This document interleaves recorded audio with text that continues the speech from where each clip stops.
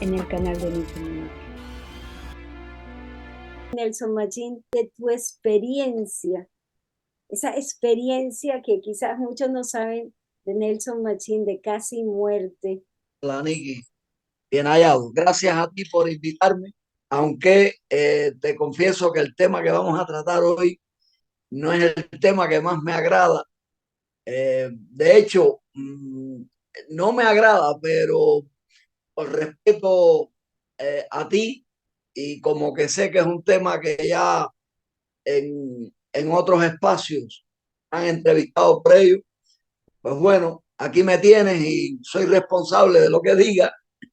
Y el que quiera creer, que crea, eh, el que quiera pensar, que piense, y el que no, pues bueno, es lícito también que me llame loco, que es algo a lo cual estoy tan acostumbrado. Y bueno, sí, quedamos en eso. Eh, de hecho, creo que fue lo primero que nos hizo encontrarnos, aunque después nos desviamos hacia otros temas que yo toco, que te hicieron gracia y me alegro de que hayan sido antes. Además, tiene seguidores muy buenos, muy decentes, muy coherentes, eh, capaces de comprender eh, lo que uno dice, de respetarlo por encima de todo, aunque en caso de que no lo quieran creer. Y eso me estimula mucho, pues, aceptar esto de lo cual vamos a hablar hoy. A la sala de cirugía, Nelson Machín, desde ahí comienza. Cuéntanos. El día 10 de agosto del año 2010, 2010 fue el día, el precioso día de mi muerte. Esto es bueno para muchas personas que le temen a la muerte porque se les ha ido un familiar muy importante, un vecino, un amigo. Eh, es bueno que escuchen esto porque mm, yo no tengo en primer lugar necesidad de mentir. ¿Para qué? Además, esto yo no me lo pudiera inventar por muy escritor que intente ser. Entonces, el día 10 de agosto eh, del 2010, después de haber pasado el campeonato de fútbol aquel que tenía a todos los médicos de vacaciones y que se metieron 22 meses eh, estudiando mi caso para operarme, estuve esperando 22 meses por la operación de un cáncer de próstata. Eh, Ahí hubo una serie de negligencias que no lo digo por resentimiento, sino porque lo he conversado con otros especialistas en la materia. Hubo una serie de negligencias que fueron determinantes en todo este proceso. Sin embargo, siempre le doy, yo no soy un tipo supersticioso, no practico ninguna religión. Sin embargo, creo en Dios como el que más desde muy niño, por una experiencia que tuve. Si aquí me lo permites, hablaremos de eso también. Dicho la palabra correcta, energía, es como mismo le llamo yo, para no decir Dios ni nada de eso. Para dentro de mí tengo mi lenguaje para con estas cosas, pero la palabra que utilizo es esa energía. Entonces, bueno, cuando eh, llega el momento de la que deciden operarme, después de una serie de, ¿cómo se diría?, de negligencias que no quiero nombrar, porque tampoco quiero ser responsable de que cualquiera que nos escuche esté en ese proceso, que es un proceso que a muchos hombres toca, incluso muchos hombres no saben que eso tienen, muchos hombres mueren de otra cosa y con ese problema también, porque, bueno, no quiero entrar en explicaciones científicas con respecto a esa nuez, a esa próstata que es del tamaño de una nuez que tiene, que simplemente es un percutor de los espermatozoides, como de un disparo, ¿no? Para que fecunden, para que lleguen, para que avancen. Y que parece que la naturaleza en cierto momento trata de por ahí tocarnos como, porque la naturaleza es sabia, ¿no? Como si quisiera que ya parara nuestra reproducción porque no le vamos a servir a las criaturas. Y cuando digo naturaleza, me refiero a esa energía que es sabia, ¿no? A no decir Dios. Y entonces, bueno, eh, aquel día, el 10 de agosto, pues bueno, ingresé el día antes en un hospital eh, donde ya estaba previsto desde hacía un tiempo que iba a ingresar ese día. Y bueno, aquella mañana, eh, claro que hay cosas aquí que no voy a contar, ¿no? Eh, aquella mañana, pues me llevan, yo iba muy triste porque ya sabía de todas las repercusiones que podía tener este tipo de operación. Eh, Llegué al salón de operaciones, podían ser las 9 de la mañana. Eh, Allí me estaban acompañando un médico, amigo mío, un médico canario, y una muchacha, muy joven ella, que había sido novia mía hacía tiempo, pero que ella sola, cuando se enteró de esto, decidió estar al lado mío. De hecho, me dijo, vengo al lado tuyo hasta que te mueras o te cures, y no te vas a morir porque no lo voy a permitir. Es eh, algo que no se puede olvidar en la vida, ¿no? Esa actitud de esa muchacha. Y bueno, allí estaban ellos dos, pasé por el lado de ellos. eh, Recuerdo que se me salieron unas lagrimitas porque eh, yo pensaba que, mm, no sé, tenía el presentimiento de que aquel era el último día de mi vida. Y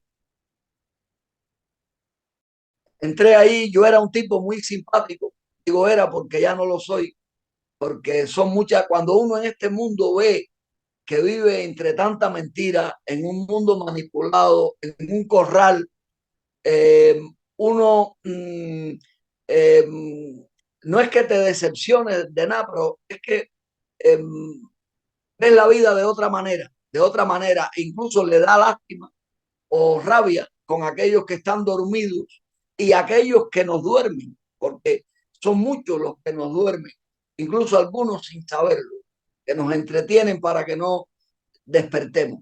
Entonces, bueno, entré allí al salón de operaciones con mis bromas, con el médico que me iba a operar, independientemente de que yo me sentía enojado con él por todo el tiempo que tardó en llevarme hasta allí, que además no había que llevarme hasta allí, posiblemente aquello con radioterapia se hubiera salido del paso.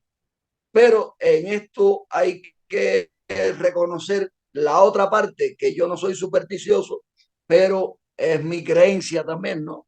Yo era un tipo muy díscolo, muy promiscuo, que era muy difícil que me sentara, era muy difícil que me sentara y siempre con una idea que tenía por delante, una misión que realizar, algo que realizar. No lo veía como misión, sino como un deseo, no lo veía como misión. Y en eso tengo que era lo de escribir. Y tenía muchos apuntes, pero nada, todo ahí. Nelson, También es Nelson, verdad que Nelson, sí, sí, tenía muchos apuntes. Sigue hablando, tengo que ir a abrir la puerta y ya regreso. Sigue, sigue, sigue. Tenías muchos sí, apuntes. eso. Tenía muchos apuntes y quería pues eh, echarlo fuera, pero no lo veía como una misión, lo veía como un deber como, como cubano y demás. Sin embargo, era otra mi idea de las cosas, era otra la óptica que yo tenía de todo y no la que porto hoy en día. Entonces, bueno, eh, recuerdo que allí me puse a bromear con las enfermeras, eh, al médico también le dije un par de cosas que no deseaba. Incluso le dije, prefiero morirme antes de que ocurra esto o lo otro, lo cual no quiero apuntar aquí. Eh, y bueno, entré allí, me pusieron una inyección y ya me perdí. Ya, ya uno vuela, se hizo la operación. Hay gente que ha vivido esta experiencia y ha visto desde arriba la operación. Ese no fue mi caso. Sin embargo, años antes sí hubo una operación más sencilla no, simplemente sencilla, de una hernia en el ombligo, y aquella sí la presencié desde arriba, presencié parte de la, que luego se lo comenté al anestesista, que era hermano de una jefa que yo tenía y coincidimos en una fiesta y se lo dije. Y entonces que él me dijo que bueno, que así son las cosas allí, pero que no me creía lo que estaba diciendo, pero bueno, al margen de eso, pues eso me puede dar igual. Entonces, bueno, cuando despierto, cuando despierto, eh, ya podían ser tal vez las 5 de la tarde, despierto en un salón iluminado, eh, eh, donde miro de reojo y veo varias camillas, ¿no? Supongo que esto se llama reanimación, recuperación, algo así, de gente que habían operado y a mí me ponen frente concretamente a, a un médico que estaba allí, que eh, la palabra correcta no creo que sea oficina, ¿no? Pero allí estaba frente, mi cama estaba frente justamente a este señor y, y bueno, para mí era, yo dije, esto será un privilegio, ¿no? Por la cantidad de gente que insistió en que lo mío se hiciera rápido, eh, y demás, que de hecho una operación que normalmente tendría que durar 1 hora y media o dos, duró 4. Ahí perdí mucha sangre, eso lo supe posteriormente. Y bueno, eh, llega un momento, esto que te estoy contando, desde que desperté hasta este momento, puede ser eh, de 1 hora, tal vez. No lo puedo tener claro, pero por ahí debe rondar la hora porque vinieron a verme mi amigo el médico y la muchachita. Pasaron un día horrible, tiene que haber sido uno de los días más duros de su vida, pues estoy hablando de dos personas de esas que saben ser amigos, porque un amigo es aquel que cuando le dicen algo de ti, sabe si están diciendo la verdad. También aquellos que te buscan cuando tú estás mal y no eres tú el que los tiene que buscar a ellos. Estoy hablando de ese tipo de personas, que no es lo mismo ser persona que ser humano. Ser humano somos todos. Y entonces, bueno, allí recuerdo que me vieron y se fueron o les dijeron que se tenían que ir. Esto debió haber sido un momento corto.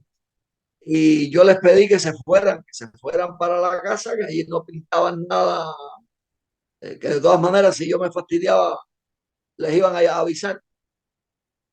Y eh, de pronto, cuando ellos se van, empiezo eh, como a sentir, en primer lugar veo que empiezan a correr allí gente de un lado para otro, especialistas en la materia, ¿no? Personal eh, de allí del hospital. Vienen dos muchachas, dos doctoras, una era canaria, lo digo por el acento, y la otra era o argentina o de Uruguay, que tienen un acento muy similar, y empiezan con un aparato que a mí desde mi posición me parecía como una máquina de escribir.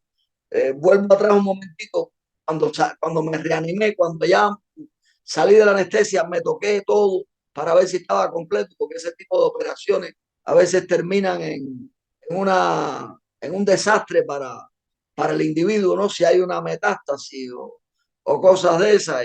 Y bueno, vi que estaba completo, que tenía todas mis partes. Además de este tema casi nadie habla precisamente por la parte de- del individuo que se afecta con esta operación. ¿Se afecta o no se afecta? Porque puede salir bien.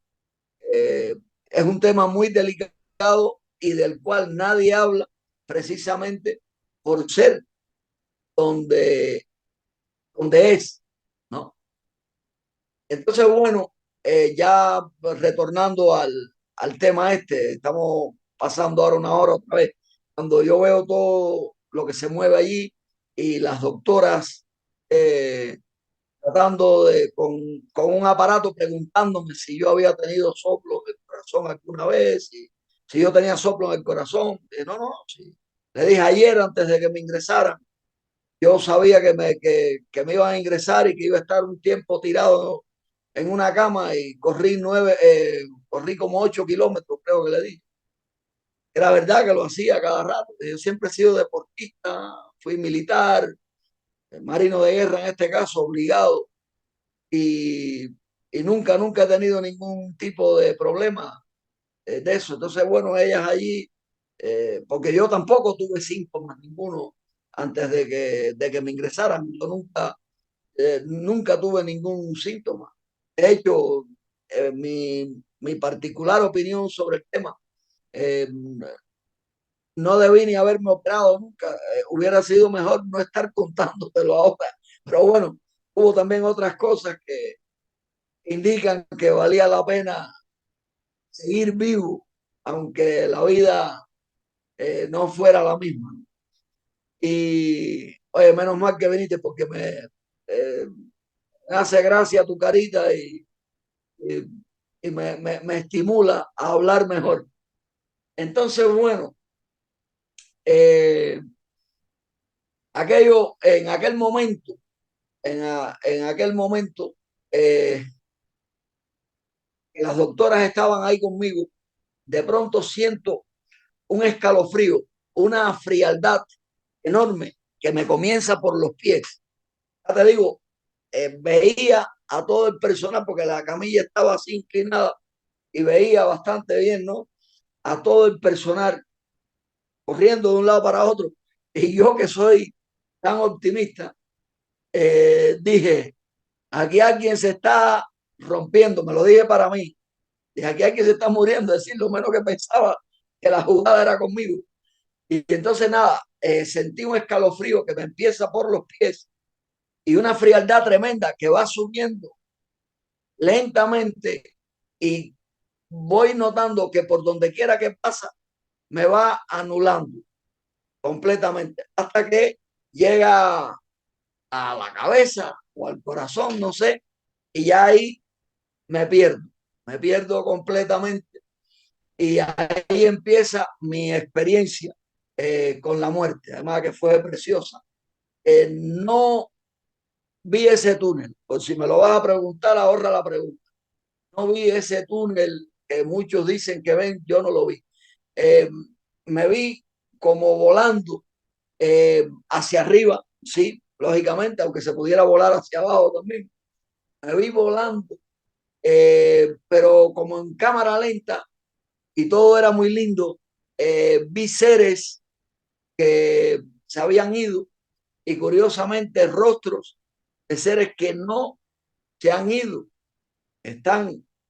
Y los que no se han ido, los que se habían ido, eh, yo como que les pasaba por el lado y yo me alegraba. Sin embargo, ellos como que me miraban. Yo quisiera, por ejemplo, como si una sensación como que si quería que me alaran para quedarme al lado de ellos.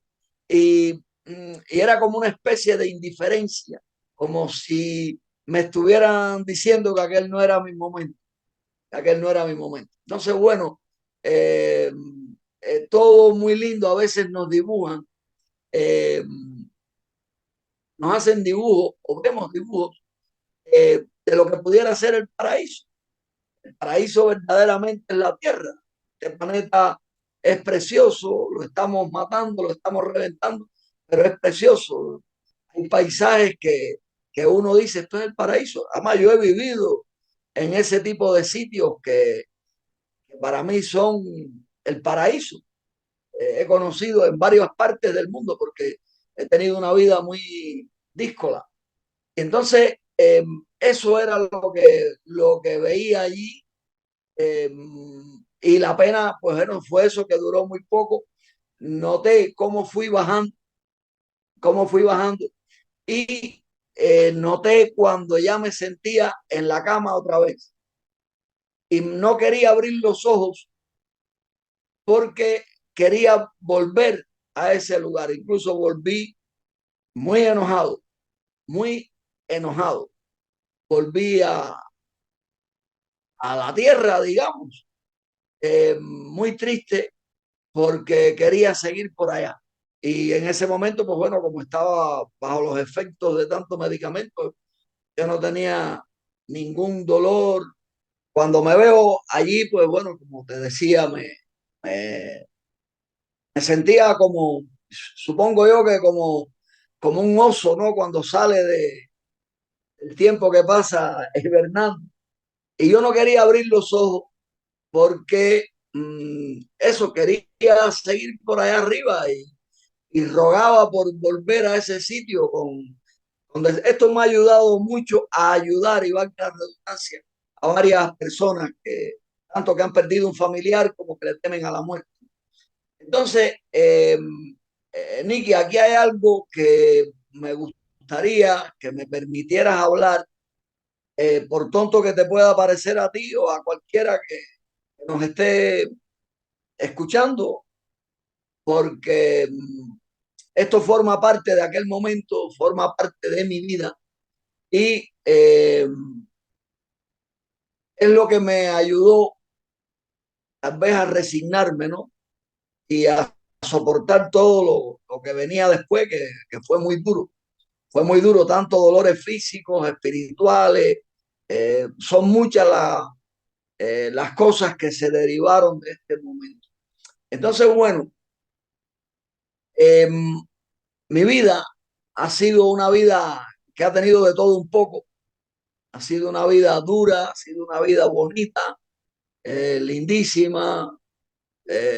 Fui un tipo que tuvo amores, que tiene algunos enemigos. He estado metido en todas partes. He visto lo increíble. Siempre hubo una fuerza, una energía que me empujó hacia determinados sitios. Esa energía a veces me sacó del estado de confort, de donde yo me sentía rey, de buenas a primeras todo se cambiaba, todo, y iba a parar a otro sitio, no volando como cuando estuve muerto, sino en avión o en el carro, en lo que fuera, ¿no? Eh, como para ver otras situaciones, otro tipo de vida, eh, otra realidad.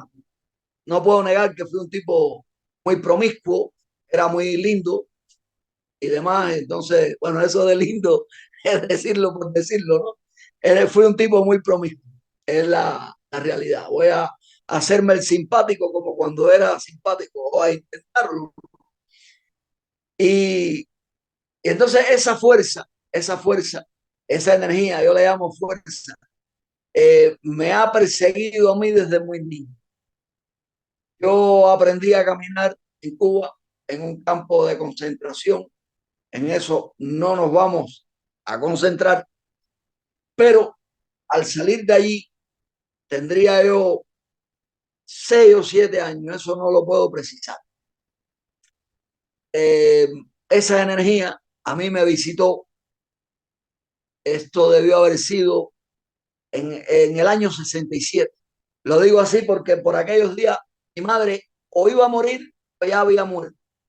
Es algo que tampoco puedo precisar y soy un tipo con mucha memoria, es decir, tengo memoria de cosas que ocurrieron cuando yo tenía 3 años, que mis hermanos, que éramos 13, me decían, oye, tú estás hablando basura, eso no puede ser que tú lo recuerdes, tienes que haberlo escuchado. Y digo, bueno, y entonces eh, esa energía, que ahora le digo energía porque quiero decirle energía, pero en aquel momento me puso el rostro, me puso el rostro, se adaptó a mi estatura, que yo era un niñito, eh, para hablar conmigo y me dijo muchas cosas en un lenguaje que tal vez era muy difícil para mí de comprender, pero y cuando esto ocurre, a ver, eh, esto ocurre en aquel momento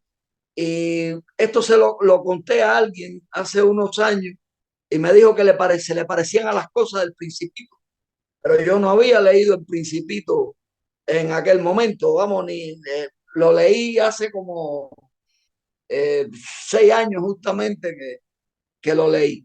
Y entonces esta fuerza, esta energía que en aquel momento tenía rostro, porque le vi el rostro, además no me dio miedo, independientemente de que fui un chiquillo cuando niño con mucho miedo, algo que hoy en día no tengo ninguno. Eh, me explicó muchas cosas que iba a ver. Incluso muchas veces he puesto a pensar si eso fue un sueño. De hecho, en uno de mis libros relato esto estrictamente como fue y lo tengo como revelación de un sueño para dejar ahí un espacio para si alguien me quiere llamar mentiroso, que diga, no, el tipo le ha llamado sueño, pero yo sé que no fue un sueño, porque eh, en aquel momento me dijo muchas cosas que iba a ver, me las mostró, de alguna manera me las hizo entender, incluso durante muchos años, tardé muchos años para poder hablar con alguien de estas cosas y muy superficialmente porque no todo el mundo está capacitado para entender este tipo de lenguaje, de situaciones que se presentan. Y entonces esa energía, y ahora sí tengo que llamarle energía porque jamás me puso el rostro, aunque a veces me ha tocado el hombro, ha estado presente en muchos momentos duros de mi vida o en momentos buenos para llevarme a los momentos duros. Uno de los momentos más duros de mi vida fue cuando fui a vivir a la Florida, por ponerte un ejemplo, en otro lugar de España que se llama Galicia. Eso, lo que vi allí en ambos lugares, sobre todo en la Florida, eso fue para mí una experiencia única en la cual no quiero entrar en este momento, de tantas cosas, además de un sitio robado a serpientes y caimanes, ya con eso, el que quiera que se haga la opinión que le dé la gana. Y entonces, eh, esa fuerza, esa energía, en aquel momento en que vuelvo a la vida, abrí los ojos, estaban las doctoras encima de mí con una cosa en las manos que parecía una máquina vieja de escribir, por ponerte un ejemplo.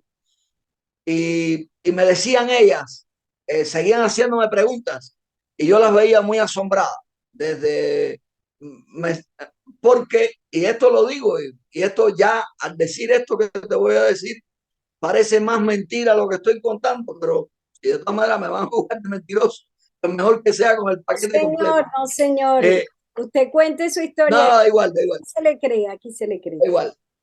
Ellas decían que cómo era posible que se estuvieran comunicando conmigo si no notaban mi corazón funcionando. Esta fue y yo me quedé asombrado, pero en ese momento yo siento esa energía al lado mío, a mi lado izquierdo, que cuando esa energía la he sentido al lado mío muchas veces, yo no he podido virar la cabeza. Es decir, eso ha sido imposible mirar hacia el lado que la he notado, imposible. Es decir, incluso me pone rígido, pero yo la notaba ahí.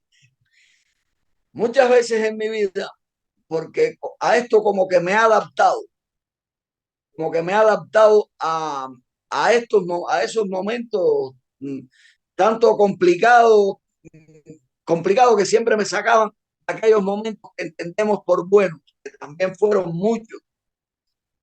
Y cuando yo noto esa energía, yo siempre antes, al principio, ya cuando ya yo maduré, porque después de niño eh, me vine a dar cuenta, tal vez como a los 10 años, siempre recordaba aquel momento, pero de sentir eso al lado mío, y yo lo veía como una casualidad, no me consideraba ni un elegido ni nada de eso.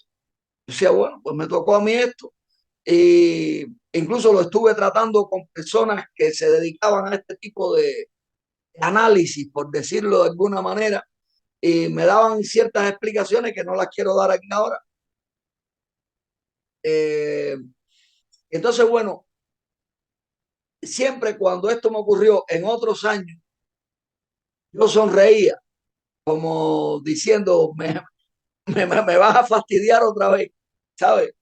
Porque salía al camino, siempre le llamaba a esto salir al camino y a caminos complicados, que a veces cuando ya se me convertía en el camino este, en un deleite, ya tenía que regresar a buscarme la vida, a comenzar de cero.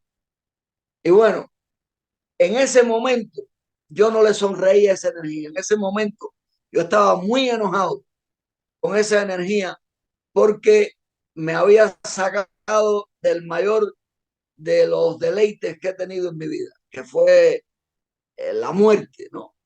Eh, por haberme sacado ahí. Y ahí yo la sentía y a las doctoras hablando conmigo eh, a esta mano, explicándome lo que, lo que ellas, pues, explicándome, no, conversando entre ellas muy asombradas. Y entonces, bueno, pasó aquel día y al otro día por la mañana me llevan al, al médico especialista en el corazón. Bueno, cada rato ellas venían a hablar conmigo, a pedirme aquello, no me decían nada de si ya sentía el corazón o no. Eso fue un momento, pero bastante largo. Entonces, al otro día, cuando me llevan al, para verme el médico del corazón, por cierto, el hombre de apellido Culebra, no se me olvida porque nunca había visto, nunca había escuchado a nadie con ese apellido. Va la camillera con la camilla aquella por los pasillos y fuera se le une la muchachita. Digo muchachita porque estamos hablando, yo tenía en aquel momento 50 años y ella tenía como 24 años o 25 años, que fue como un ángel que apareció en mi vida. Y ella iba al lado mío y entonces le dije, le dije, oye, ayer estuve muerto, ayer estuve muerto. Y dice ella, mago, a mí ella me llama mago, mago en canario quiere decir campesino. Es como que a veces puede ser peyorativo, ¿no? Entonces ella me llama el mago porque a mí me gusta mucho el campo y ando siempre trasteando con las cosas del campo. Un poco ambiguo me lo dice porque suelo ponerme a inventar cosas con piedras y palos y eso. Y entonces me dice, oye, mago, ya debes estar bien porque estás hablando tontería, ¿no? Porque yo era muy simpático, ya te digo. A mí no me gustaba hablar de la realidad, a mí me gustaba hablar siempre tontería, la realidad para escribirla. Y bueno, cuando aquel momento yo no tenía ningún libro publicado, estaban en la cabeza y tampoco sabía ni remotamente las cosas que hoy controlo, de las cuales tú y yo hemos hablado. Estaba muy lejos de eso todavía. Quedaban como 6 años para que de estas cosas me enterara, aun cuando me las habían dejado caer de alguna manera y las había visto, no las había aglomerado, no había creado no había puesto a armar el rompecabezas. Entonces ella me dice eso y, y yo le digo, no, en serio, estuve muerto. Digo, por eso me llevan al médico, porque encima las enfermeras estaban, las doctoras estaban hablando conmigo y no me sentían el corazón y por eso voy ahora al especialista. Y dice ella, pues bueno, desmollejada de la risa, eso no podía ser. Y la mujer de la camilla le dijo, señorita, él no le está mintiendo, él le está diciendo la verdad. Ayer estuvo muerto, todo lo que él le ha dicho es cierto y nosotros estamos muy asombrados con, con la situación que se creó allí, viéndolo tan joven, tan fuerte, que se nos iba de las manos y ver cómo se fue y cómo regresó, que hasta cambió los colores, adquirió el típico color blanco este la persona que muere y cómo recuperó, que incluso yo había perdido mucha sangre y a mí me tuvieron que poner sangre. Parece que esto fue, que también es triste no saber de quién uno tiene la sangre esa que le ponen. Y bueno, eh, el médico este me vio, muy simpático el hombre, y me dijo, tienes el corazón como un niño chiquito. Está, corazón está perfecto. Dice, no sé qué habrá pasado ahí. Tienen que haber estado rotos los trastes, eso, porque usted estaba perfecto. Y bueno, nada, es lo que te puedo contar de aquel momento. Después, pues bueno, viene la sala esta donde uno se recupera, todo lleno de mangueras por todas partes, que cada vez que te quitan una, los dolores son terribles. Por cierto, en aquel momento habían unos mineros en una mina en Chile que tapados y yo sentía envidia de ellos. Y de verdad, yo decía, Dios mío, porque pensaba que aquello se iba a derrumbar, yo no le deseaba la muerte a nadie, pero yo decía, preferiría estar ahí, no aquí en la cama, mirando televisor, algo que yo no veo, aunque cuando aquello sí miraba televisor. Después fue cuando dejé de mirar televisor hace como 3 o 4 años, cuando vi que todo es mentira, dije, la televisión, eso acaba con el cerebro humano, es un entretenimiento, es para manipular. Entonces, eh, hablando de envidia, desde aquel momento, pues siento envidia de las personas que se mueren. Cuando se muere alguien que quiero mucho, pues primero uno hace bendita para llorar, yo soy muy llorón, y, y luego recapacito sobre aquel momento que yo viví y, y nada, se lo digo a los familiares, les digo, mira, esto yo lo viví, yo viví la muerte y, y de verdad que no es todo lo malo eso que uno piensa, lo importante, pues bueno, es que uno se vaya de este mundo con la conciencia limpia, sería lo ideal. Incluso hay gente que ha mirado mis manos, bueno, ahí no sé si alguien que entienda de esto, y entonces en mis manos hay un par de misterios. Uno no lo voy a decir porque sería demasiado, aunque en la entrevista que me hicieron, que no se ha publicado, ahí sí lo analiza la muchacha, pero sí voy a decir la otra, que me la dijeron hace poco, que la vida mía, acorde con los que leen las manos, que yo sinceramente a mí me da trabajo creer en esas cosas, me da trabajo creer, de verdad, que ya, que en las manos mías lee como que mi vida ya terminó.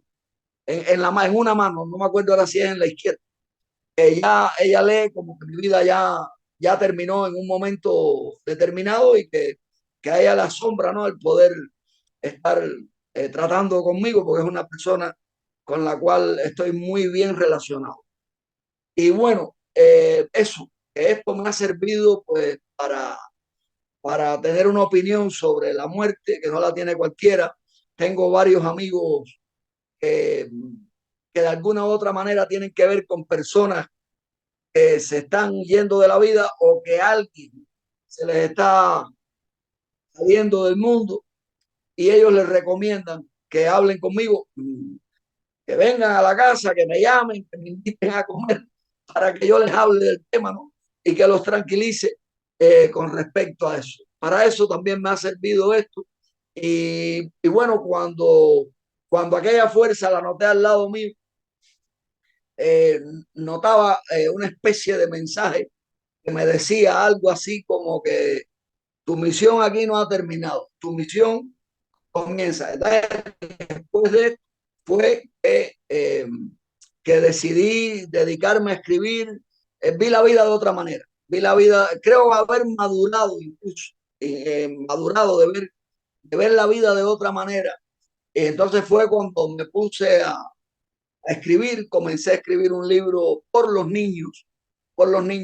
Empecé a ver la vida completamente diferente, incluso ese paraíso que vi por ahí arriba, recomiendo en varios libros míos crearlos para los niños, porque las ciudades son cementerios, ya eso lo hablamos una vez, verdaderamente en las ciudades está uno dentro de un cementerio donde nos ven como zombies. Y está bien que así nos vean porque esa es la verdad. Ahí es donde nos manipulan. Por eso no quieren que estemos en los campos, porque en el campo tú te gestionas la comida, tú tienes libertad. Y ellos no quieren que tengas libertad porque es en la ciudad donde te cierran el agua y la luz y pueden hacer contigo lo que les dé la gana. Incluso ellos te cultivan la comida para que tú estés trabajando para comprarla, para que no tengas libertad pendiente de esa labor, que la palabra trabajo ya hablamos que viene de la palabra esclavo, del cepo donde torturan al esclavo. Y entonces ellos quieren que no tengas libertad, que no tengas un paraíso, que estés en la ciudad. Ellos te hacen la comida, hacerla no es que te la cocinen, ellos te la cultivan, por eso no sabe a nada esa comida y tiene uno que llenarla de ajo y de comino para que tenga un sabor determinado, aunque parezca si estoy comiendo frijoles o un pollo, pero no sabe a pollo ni a frijoles. Tienes tú que llenarle de lo porque un pollo en 40 días se pone así, cerrado, comiendo hormonas y 20 cosas. En cambio, si lo tienes libre, para que coja ese tamaño, tiene que pasar casi un año. Entonces, esta es porque el animalito necesita comer hasta piedras, incluso comen las aves, porque esos son sus dientes en la molleja para triturar, decirlo de alguna manera, no sea que saque un campeón a decir que el cubano está hablando más bobería todavía.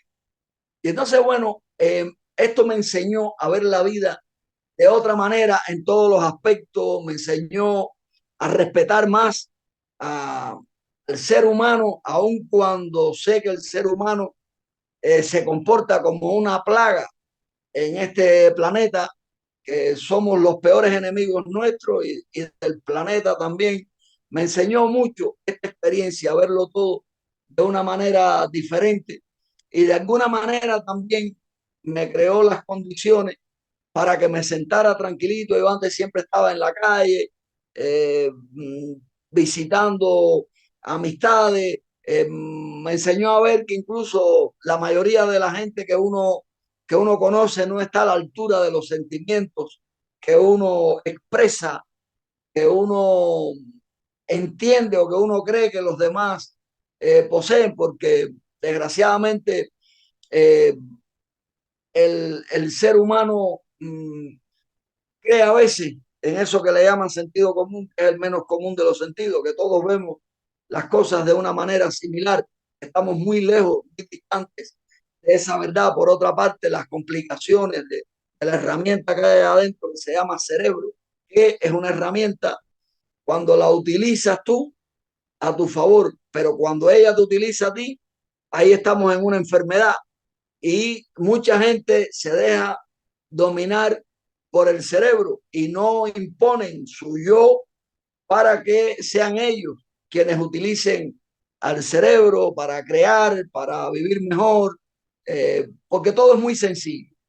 Es decir, el ser humano lo complica todo cuando saca las cosas de ese espacio tan sencillo que es la vida y que es bonita, porque el hecho de que yo me fui por allá arriba y aquello fue mejor, que aquello fue maravilloso, eh, pudiera compararlo perfectamente con momentos que he vivido. Lo malo es que no han sido eternos, no pueden ser, pero que no se han prolongado en el tiempo precisamente por lo que nos complicamos la existencia.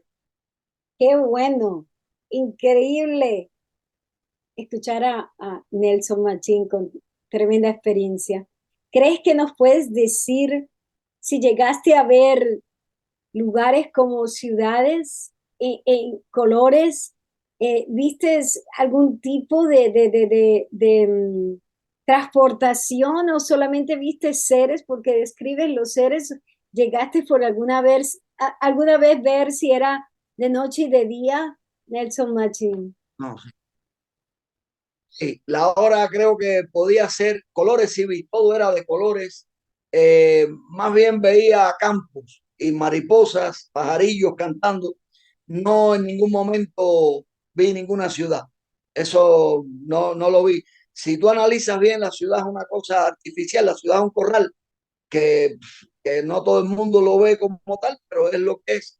Y entonces lo que vi fue todo muy lindo, muy eh, eh, campo puro. Sin embargo, no era un campo esto tupido de bosque, no, sino eh, una sabana eh, preciosa y un cielo muy azul hacia el cual sentía que iba, que no llegué, ¿no?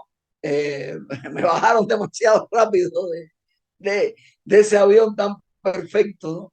Avión no era yo el que iba y, y eso sí lo vi y, y todo el mundo, no vi gente que estuviera pues haciendo labores ni cosas de esas, ¿no? Ya te digo, fue algo muy efímero, fue algo muy efímero, algo muy bonito y mucha paz, mucha paz. La paz, eso es lo que más me agradó a mí del tema, una paz que esa sí no la he tenido en ninguna parte. Nelson, veo que nos vas a dejar con dudas de las experiencias que tuviste en Florida y esta otra experiencia también extraterrestre, porque dices que no las quieres decir, pero estamos tan contentos que hayas estado aquí. Me gustaría preguntarte, ¿qué tan malo fue de esas experiencias que no nos quieres contar, Nelson Machín? Y además, dices de las manos, y yo recuerdo que hay gente que dice que tiene como lugares donde ha sido como crucificado de algo y que se ve como si alguien ha metido allí una puntilla, no sé. Ah, eso. Yo creo que eso lo tenía ya lo veo. Wow, increíble. Steve, No, ¿cómo se llama? Steve, y lo curioso es que lo tenía en la otra mano ahí mismo y se borró, se ha ido borrando con el tiempo. no, ¿cómo te parece? Eh, Stigmas, a- en Stigmas, el mismo lugar lo tenía y se me ha ido borrando. Stigmas, el Papa, creo que era Juan 23. No, era uno de los papas que era tan famoso, eh, yo creo que era, no sé si era, que él cada vez que oraba, se elevaba y él tenía estos estigmas en sus manos, como muchas de las señoras que eran de las vírgenes, ¿no? También tenían los estigmas de, wow, Nelson Machín, qué gusto Bueno, haberte tenido aquí. Yo no sé, lo que, lo que no te quería decir, te lo mostré, porque no me gusta decirlo, pero no está mal, ¿no? Que lo vean, porque eso no es un invento mío, claro, ¿sabes? claro, claro. Y bueno, Nicky, yo también estoy muy contento de haber estado aquí contigo y, y nada, decir que la vida es bonita, que la muerte también es bonita, lo malo es el proceso, ¿no? La forma en que uno llega a ella, porque desgraciadamente ya no existe el concepto de familia como estaba planteado, precisamente por las manipulaciones que existen y el final de nuestras vidas, pues tiende a estar amenazado por una soledad horrible, a veces que tiene dinero pagando a personas para que de ellos cuiden, porque los hijos no siempre asisten como deberían, ¿no? En ese final tan bonito que si cuando, esto es una conclusión a la que llego en uno de mis libros,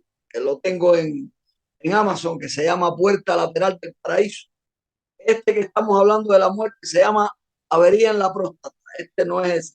Pero en la puerta lateral del paraíso eh, analizo que si cuando el ser humano nace, que es una de las criaturas más inútiles que puede haber, si hay otra no recuerdo, que no se puede valer de nada, no sirve para nada, solo para mamar y gritar, y si nuestros padres nos acogen, nos cuidan, nos protegen durante tantos años para que aprendamos a caminar y acompañarnos para salir al camino.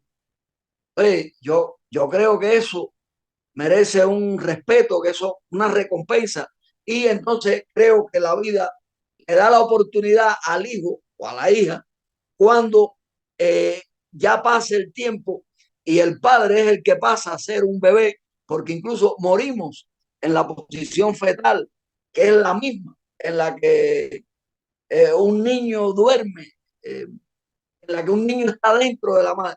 Entonces creo que ese proceso, yo por ejemplo, yo no lo espero de mis hijos, por razones las que sean, eh, incluso en alguna la mea culpa, porque no me justifica el haber tenido hijos con dos mujeres y que eso ya, y por irresponsable, eso rompió el hilo de la existencia a la cual yo aspiraba.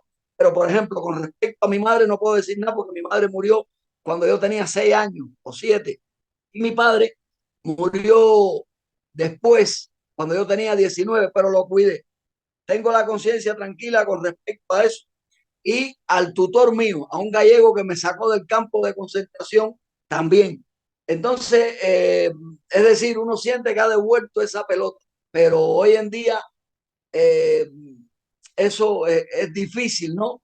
Y eso un poco que no sé cómo la conciencia de cada uno lo acepte, pero creo que si ellos tanto hicieron por nosotros cuando éramos imbéciles, inútiles, como quiera llamarle, creo que eso merece un respeto, que merece meditar para que el paso por la vida, el último paso por la vida de quien nos trajo al mundo, sí lo merece, sí lo merece. E incluso aunque no lo merezca también, eh, facilitárselo, facilitar ese último escalón. Y bueno, no sé si ya estamos terminando. Quedan exactamente, Decir que, nos quedan, Nelson Machín, siete minutos, así que, bueno, ¿a dónde yo pensaba que, Nelson, Nelson, ¿a dónde te puede escribir la gente? Lo he preguntado anteriormente, pero déjales un número donde te escriban, donde pueden contactarte o un bueno, correo. yo en realidad estoy en las redes sociales, que son redes donde nos atrapan. Tiene que ver con las leyes del mar, por eso en Internet navegamos. Eh, yo estoy en las redes sociales con mi nombre, no me oculto, en el Facebook, ahí me pueden encontrar en mi canal Terreno de Nadie. Y a mí todo es raro que alguien me escriba, siempre y cuando no sea grosero. También eso me lo he encontrado. Es raro que alguien me escriba y que no tenga respuesta mía porque dedico de mi día casi siempre o de mi noche 5 horas a comunicarme, 5 horas a comunicación porque me llegan muchas preguntas, sobre todo de esto que a veces confundimos con la política, que es historia, ¿no?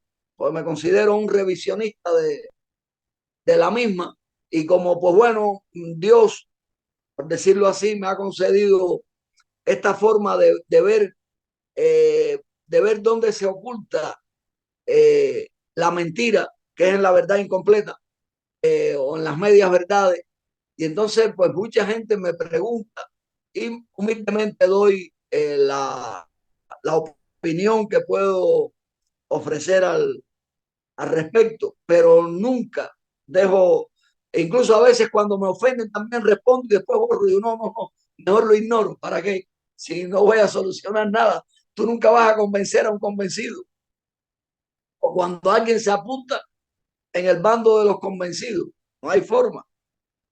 Entonces, ¿para qué perder el tiempo? Es muy bonito. El tiempo es muy bonito. Incluso cuando vayamos a terminar, quiero terminar con una frase mía al tiempo.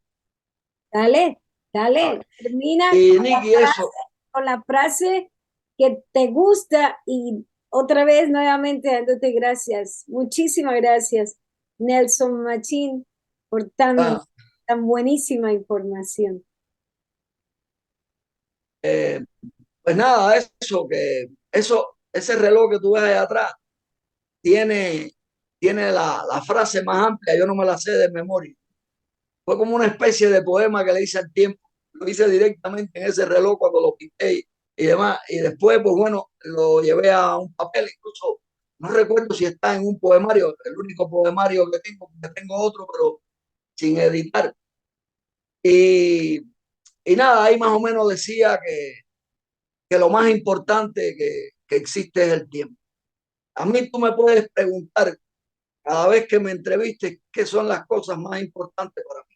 Y te diré que la mesa de una casa, de las cosas que se ven, la mesa de una casa es lo más importante que pueda haber, porque es en la mesa donde se educa. Por eso los tiranos, cuando cogen un país, la primera misión que tienen, porque los tiranos están dirigidos también, aunque que no lo crea, la primera misión que tienen es la de destruir las mesas de los hogares, es decir, llevarse a los chiquillos y a los jóvenes para sus escuelas, para sus inventos, porque ya con eso destruyen la mesa, porque no hay cosa, no hay fuerza más grande que un padre coherente, porque hoy en día la mayoría de los padres solo son coherentes el día en que conquistan a una mujer, llegan pintando todo lo que saben que el otro ser desea escuchar, pero en sus adentros solo hay un basurero y una necesidad de aparentar lo que verdaderamente no son, porque en este mundo aparentar es como, esto no tiene nada que ver con el poema, esto estoy hablando de otra cosa, pero yo salto para las ramas que sigue sin proponérmelo. En este mundo 2 minutos, aparentar, te quedan 2 minutos, así que dale, bien, corta, ahí cortamos. bien, El pues poema. eso, que la gente aparenta es una máscara para quedar bien en la sociedad. El poema no lo voy a decir porque no me lo sé, solo como termina, ¿no? Que, que a veces en la vida fui puntual, que siempre fui puntual, eso eh, hace que, como demuestras el respeto hacia, hacia los demás, pero que lo más importante que existe es el tiempo, ya esto de las cosas que vemos, y que solo me arrepiento en la vida de las veces en que fui puntual para perder el tiempo.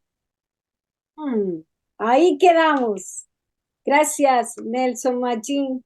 Estaremos contigo nuevamente aquí en el canal de Nicky Monique. Gracias a todos. Muchas gracias. Nicky, gracias.